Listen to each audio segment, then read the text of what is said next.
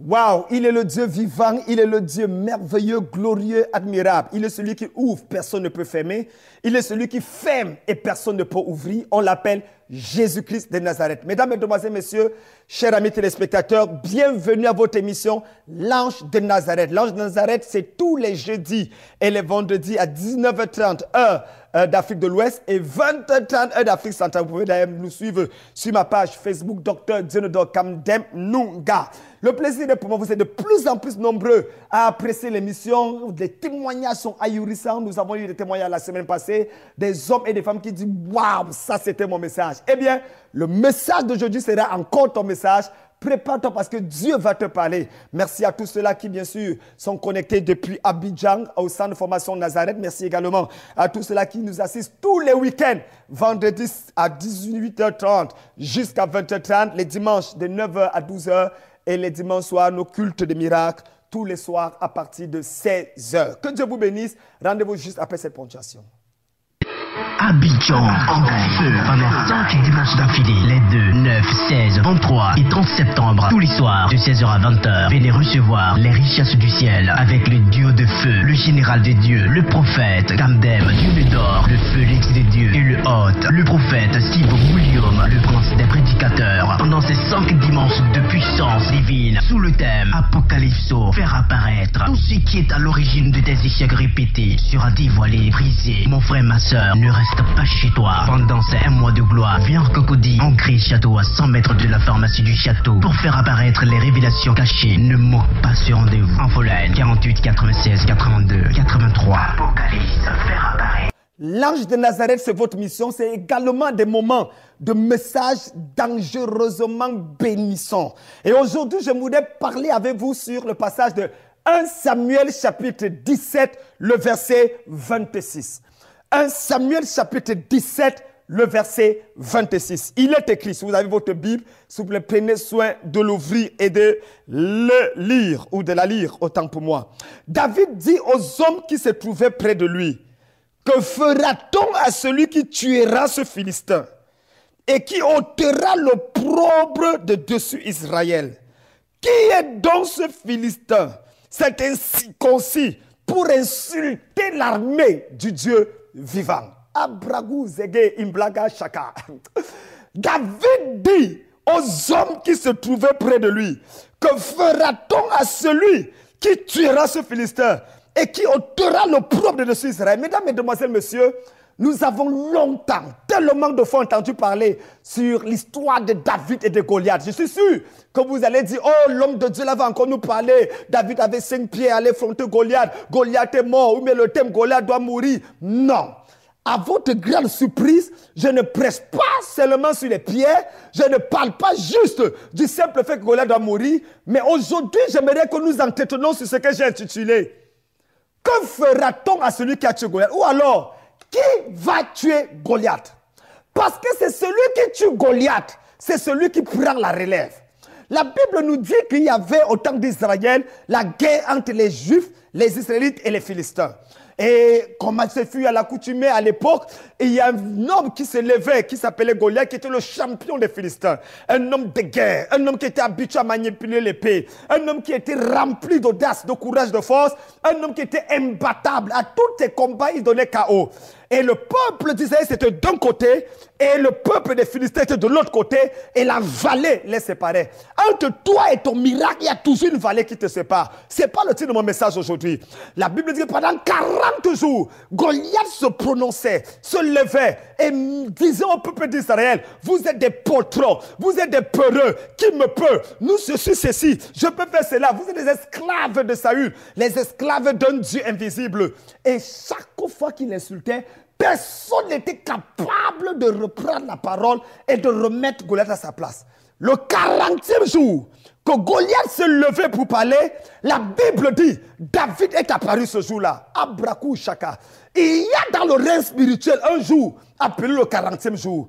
On peut t'insulter le premier, le deuxième, le troisième, le quatrième, le 10e, le 20e, le 30e. Mais quand le 40e jour arrive, tu as les preuves et les évidences de ce que Dieu a décidé de te oindre et de t'utiliser. Ce n'est pas pour rien que Moïse a fait 40 jours et 40 nuits sur la montagne. Quand il est revenu avec la révélation. Ce n'est pas pour rien que Jésus a passé 40 jours avec les disciples après sa résurrection, présentant des preuves et des évidences qu'il est mort, mais qu'il est également ressuscité et qu'il règne au ciel. Frère, le 40e jour de quelqu'un arrive. Oh my God. Je ne sais pas à qui je parle, mais je viens te dire, le temps d'humiliation est terminé dans ta vie. Le 40e jour arrive. Et quand ça arrive, Goliath va tomber. C'est très intéressant, c'est que ce jour, Goliath pensait que ça devait être comme les autres jours. Il devait insulter et rentrer manger. Il avait certainement donné rendez-vous à son épouse pour dire « Attends-moi parce que j'arrive, ce sont des peureux et des poltrons. » Je suis sûr même qu'il avait dit au roi des Philistins « Prépare-nous le buffet que tu connais pour la soirée parce que je reviens, les gars là ne peuvent rien, on va les battre. » Mais ce qu'il ne savait pas, c'est qu'il y a quelqu'un qui n'avait pas été invité au combat par les hommes. Il y a quelqu'un qui n'était pas prévu, mais qui est arrivé. Il s'appelait David. Son apparence était bizarre. La Bible dit David a posé une question. Et c'est ça le thème de mon message. David dit aux hommes qui se trouvaient, que fera-t-on à celui qui tuera ce Philistin? Donc, plusieurs personnes ont prêché sur Goliath et ont insisté sur la mort de Goliath. Non. Vous avez fait erreur. Vous avez diminué la révélation de ce passage. La question n'est pas juste que Goliath meurt. Mais qui va tuer Goliath? Parce que quel que soit l'âme de Goliath n'est pas éternel. Il pouvait mourir de maladie, il pouvait mourir chez lui, il pouvait être tué par un autre Philistin. S'il était tué par un autre Philistin, est-ce que le peuple devait dire qu'ils ont la victoire? Non. La question n'est pas juste la mort de Goliath, mais qui tue Goliath? C'est pour ça qu'on n'a pas dit que fera-t-on si Goliath meurt? Non. Que fera-t-on à celui qui va tuer Goliath? C'est pour ça que je prêche ce soir sur le thème intitulé « C'est à moi de tuer Goliath ». C'est à moi de tuer Goliath. Dans chaque famille, il y a un Goliath. Dans chaque famille, il y a une principauté, il y a une autorité, il y a un joug qui doit tomber. Le problème aujourd'hui, frère, et comprenez-moi très bien, Israël n'avait pas un seul ennemi. Tous les Philistins étaient les ennemis d'Israël. Mais il fallait tuer une seule personne pour que tous les ennemis tombent. Le problème de l'Église dans le combat spirituel, c'est le manque de discernement et de précision. Parce que l'ennemi qui n'est pas identifié ne peut pas être paralysé. Tu ne peux pas neutraliser ce que tu ne connais pas. C'est pour ça qu'aujourd'hui, au lieu d'apprendre les gens à faire des prières répétitives, il faut d'abord leur donner le don de discernement. Reconnais, localise. Il ne suffit pas d'avoir une mitraillette et de tirer et tu dis que ouf, mes balles sont finies, c'est ce qu'il est mon nom. Pendant que tu dis peut-être ton ennemi est juste derrière toi. Et à la fin, il va prendre le couteau, mettre dessus ton dos et c'est tu es fini. Donc, il faut le discernement dans le combat spirituel. Ce n'est pas juste la mort de Goliath qui est important, mais qui va tuer Goliath? Dans chaque famille, disais-je, il y a un Goliath. Il y a quelqu'un qui se lève, quelque chose qui se présente comme étant un défi, un challenge. C'est le Goliath là que tu dois identifier. Tu as problème 1, problème 2, problème 3, problème 4, problème 5. Tous les 5 problèmes ne les combats pas. C'est pour ça que tu as passé ta vie dans le combat spirituel et tu vas mourir dans le combat spirituel. Mais ça, c'est la sorcellerie. L'Église n'est pas appelée à combattre pendant 50 ans. Après un temps de combat, il doit y avoir un temps de victoire. Et tu dois te réjouir de la victoire que tu as. Toute ta vie pour te marier, c'est le combat spirituel. Dans le mariage, c'est le combat spirituel. Après même le mariage, la mort de ton mari, c'est encore le combat spirituel avec ta belle famille. C'est quoi? Tu es devenu soldat de quel pays? Tu es Afghanistan? Il faut comprendre une chose, c'est que Jésus a combattu un temps. Et après il a dit, tout est accompli. S'il n'y a pas un moment dans ta vie où après avoir prié, tu dis c'est fait. Après avoir jeûné, c'est fait. Après avoir combattu, c'est fait. C'est que tu es toi qui as besoin de délivrance. En fait, on n'a pas besoin de délivrer le diable de ton corps. On a plutôt besoin de délivrer le diable de ta vie. Parce que c'est toi qui embrouilles même Satan dans le processus du combat spirituel. Je vais te dire une chose. C'est que David a su qu'il ne faut pas combattre tout le monde, mais il faut identifier Goliath. Quand tu identifies Goliath, tu peux le battre. Numéro 2, Goliath a commis 3 erreurs dans ce combat. Numéro 1, Goliath, la première chose que Goliath a fait, c'est que la Bible dit que Goliath méprisa David en voyant qu'il n'était qu'un enfant. Rien qu'un enfant. C'est qui ça qui vient contre moi? Faites très attention. Je me rappelle, j'étais invité dans une croisade dans un pays et quand je suis arrivé, nous étions 4 orateurs. C'était des gens babus, corrects, des bishops avec le ventre qui a mangé assez de dîmes et qui étaient là. Moi, j'étais là tout petit comme un jeune garçon de 21 ans et je regarde, lorsqu'on venait nous accueillir à l'aéroport, on m'a oublié à l'aéroport. Parce qu'on a dit, mais on attendait le docteur Jonathan Camden. On voit un enfant venir ici, c'est quoi ça? Ils m'ont laissé à l'aéroport et je suis rentré seul en prenant un taxi pour arriver à l'hôtel, me battre pour arriver. Pourquoi? Parce qu'ils regardaient à l'apparence. Lorsque nous sommes arrivés à la croisade, premier jour, on ne m'a pas programmé. Deuxième jour, on ne m'a pas programmé. Troisième jour, on ne m'a pas programmé. Et puis Dieu agissait, c'était bien. Le 4e jour, on m'a dit, pardon, est-ce que vous pouvez venir faire la prière? Parce qu'ils étaient déjà déçus de ne m'avoir pas programmé. Quand j'ai pris la parole pour prier, 14 aveugles ont eu les yeux ouverts. À l'instant T, 14 aveugles.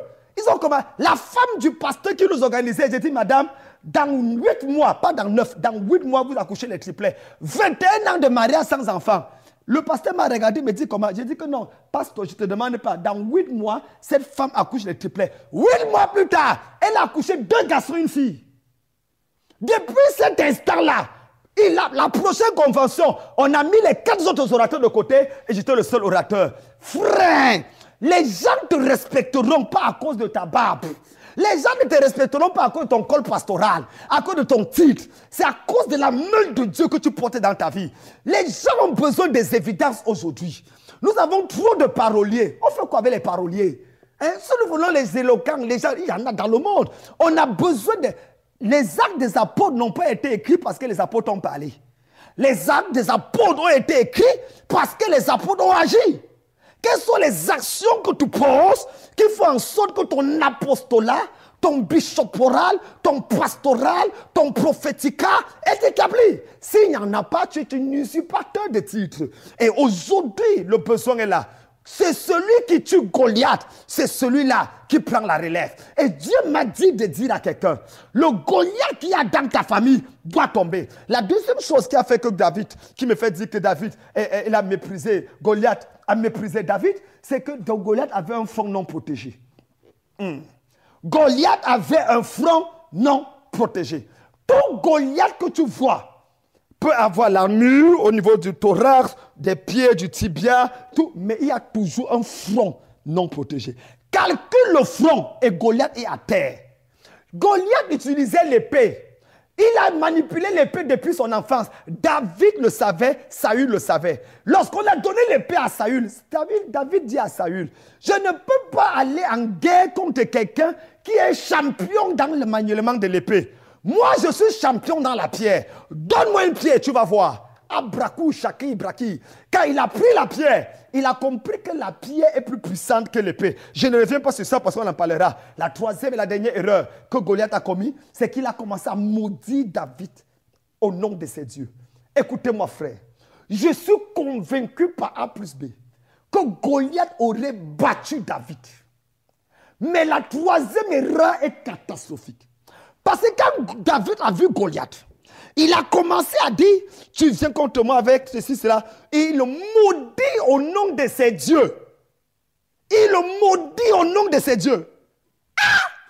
Quand il a fait ça, ce que Goliath était en train de faire, c'est de transférer le combat spirituel plus au niveau humain, mais au niveau divin. C'est-à-dire, ce n'était plus la bataille entre David et Goliath, mais c'était la bataille entre le Dieu de David et les dieux de Goliath. En transférant le combat au règne spirituel, la victoire était acquise. C'est la raison pour laquelle chaque fois que quelqu'un parle de ton Dieu, quand quelqu'un dit qu'on va voir ce que ton Dieu va faire, dis Amen. Tu restes tranquille. Parce qu'il vient de défier Dieu. On peut t'insulter, dire n'importe quoi. Mais si un jour ton mari te dit, depuis que tu pars à l'église là, est-ce que ton Dieu va te donner un enfant? Dis Amen. Prépare-toi parce que l'enfant arrive. C'est la même chose qui s'est passée avec Anne et Pénina. Anne, Pénina mortifié Anne. Tu crois que tu vas avoir un enfant, arbre sèche comme ça. Mais elle ne savait pas que plus elle disait ça, plus le miracle devait arriver. Mesdames, mesdemoiselles, messieurs, nous sommes à une période de nos vies où il faut identifier le Goliath et l'arrêter. La première question que David posa, que fera-t-on à celui qui va tuer Goliath. C'est celui qui tue donc Goliath qu'on fait quelque chose dans sa vie. Il ne suffit pas que le sorcier de ton village meure. Qui l'a tué? C'est celui qui l'a tué qui a la récompense. Dans le règne spirituel, tu prends ce que tu as gagné. Tu prends ce sur quoi tu as vaincu. C'est pour ça que Jésus est venu, il a vaincu et il a récupéré en tant que deuxième Adam ce que le premier Adam avait perdu. C'est un principe spirituel. Que fera-t-on à celui qui va tuer Goliath? La deuxième question qu'il pose dans ce verset est qui ôtera l'opprobre sur Israël. C'est l'opprobre, c'est la honte, c'est l'humiliation. Frère, dans une famille, il y a une opprobre. Il y a une humiliation. Il ne faut pas que toute la famille se rassemble pour prier pour que ça disparaisse. Arrêtons la sorcellerie religieuse. Une seule personne est capable d'arrêter le propre d'une famille. Une seule personne. C'est pour ça que la Bible dit. Parce que quand je parle, les gens me regardent et me disent que c'est à quoi des bibliques là-dedans. Tu n'as pas besoin que toute ta famille croie. Même s'ils sont musulmans.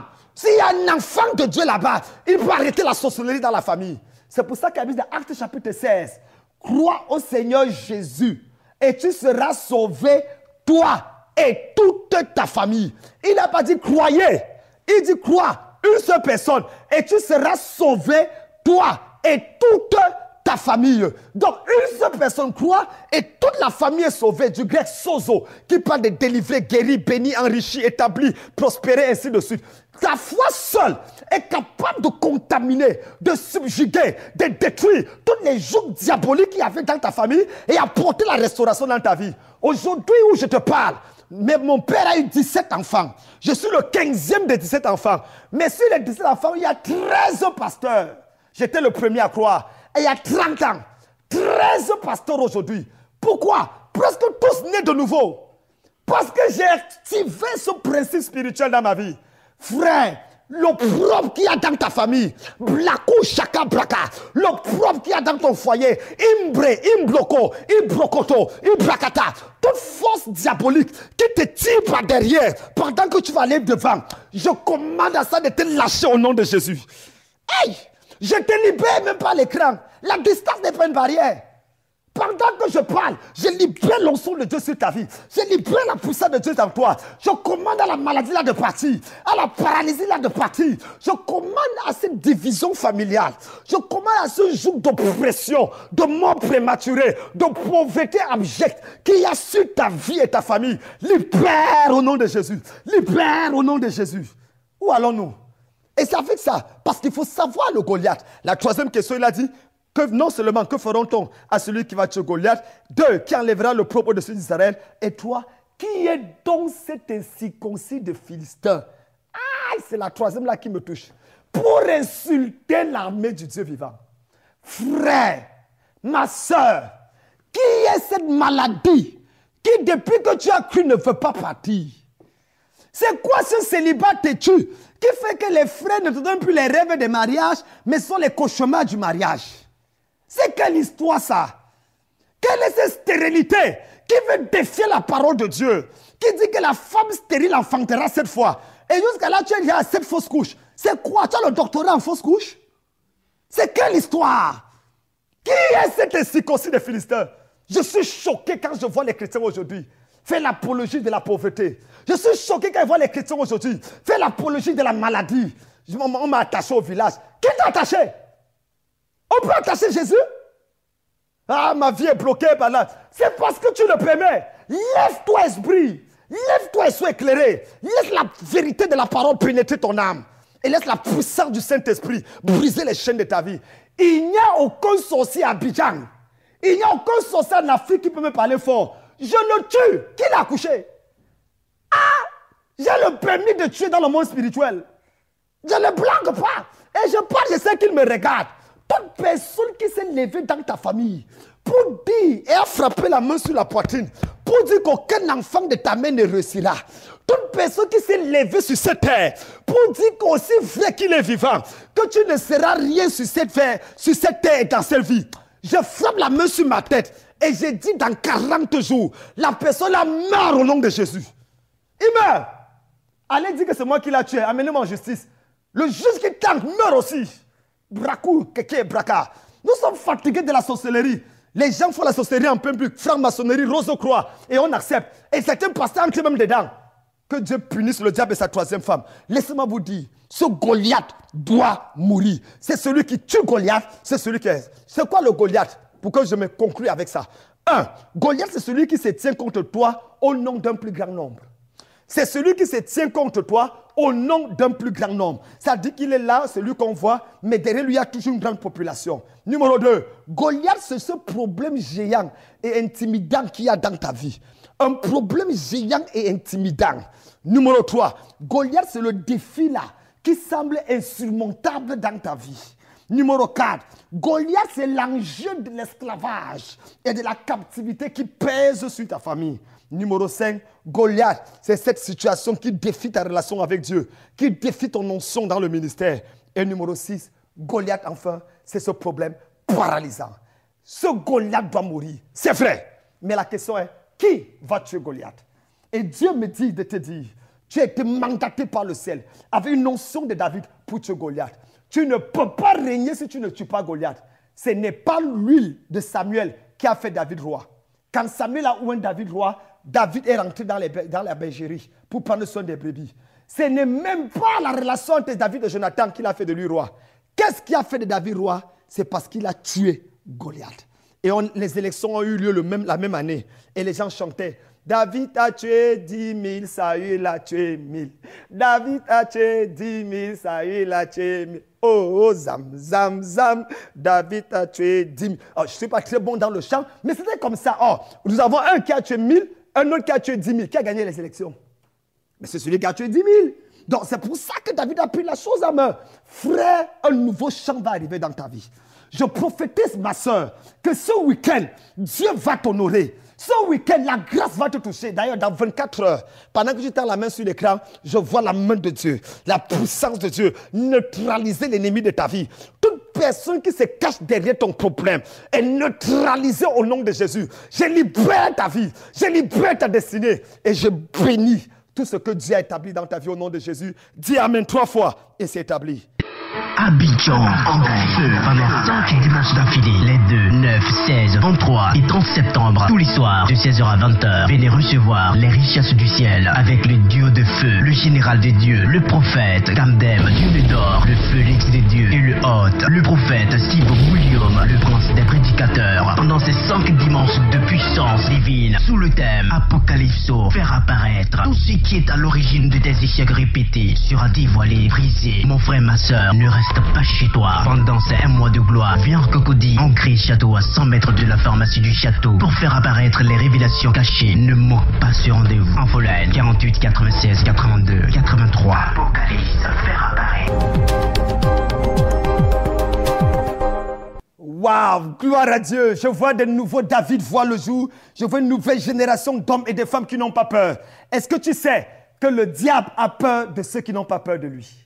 Le diable a peur de ceux qui n'ont pas peur de lui. N'aie pas peur du diable, il aura peur de toi. Mesdames, Mesdemoiselles, Messieurs, frères et sœurs dans le Seigneur, vous faites bien de rester connectés sur l'Arche des guérisons. Je suis le docteur Dionodore Kamdem Nunga, prophète de Dieu, et je reste convaincu que Dieu a parlé à ta vie. Alors, tu peux m'appeler au numéro qui s'affiche à l'instant là, et nous allons prier ensemble pour s'assurer, quel que soit le pays, quelle que soit la ville où tu nous appelles. J'étais d'ailleurs à préciser que ce vendredi, c'est-à-dire demain, à partir de 18h, à Cocody, Angré, juste à 100 mètres derrière le château d'eau, nous avons un culte spécial où tu dois venir pour affronter le Goliath de ta vie. Toute personne qui a un problème spécial, un problème intimidant dans ta vie, tu t'es reconnu dans ce message, s'il te plaît, appelle-nous et déplace-toi pour venir du côté d'Abidjan. Cocody Château, juste à 100 mètres, la pharmacie Château d'eau, à 100 mètres derrière, en face de la mosquée, à God's Family Church. Je te donne rendez-vous ce vendredi à 18h. Ne manque pas, de 18 à 20h, un moment exceptionnel de démonstration de la présence de Dieu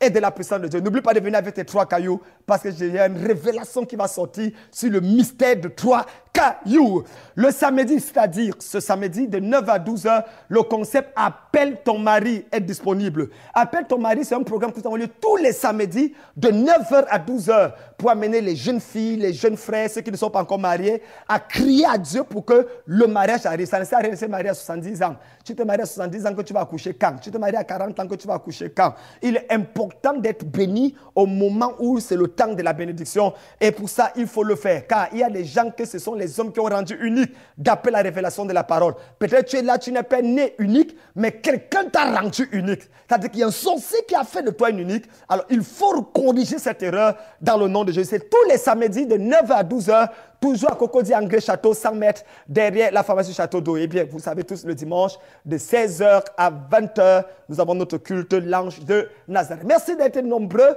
Merci de nous avoir appelés. Merci toujours de nous témoigner de votre fidélité. Rendez-vous demain, vendredi, même heure, même fréquence. Que Dieu vous bénisse. Ciao.